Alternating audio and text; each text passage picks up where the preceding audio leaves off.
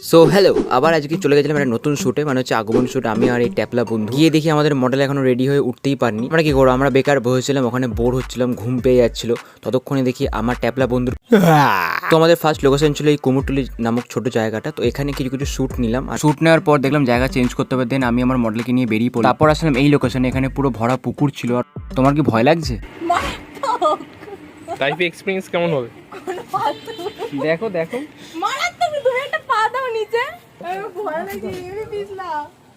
তুমি ওকে ধরো না, হাতটা একটুখানি নিকিতা, ওকে তুমি হাতটা দাও, ওকে তুমি। তো এই পুকুরে আর শ্যুট নেওয়া হলো না। দেন আমরা চলে গেলাম নেক্সট লোকেশনে। নেক্সট লোকেশনে যাওয়ার জন্য তো আমাদেরকে টোটো ভাড়া করতেই হতো। দেন আমরা র্যাপিডোতে একটা টোটো বুক করলাম আর চলে আসলাম আমরা অন্য একটা লোকেশনে, অন্য একটা পুকুরে। তো মডেলের পুকুর দেখে হয়ে গেছিলো অবস্থা খারাপ। অন্ধকার পুকুরে যখন মডেল একা সাঁতার কাটতে নামে তখন মডেলের অবস্থা কিরকম হয়ে যায়।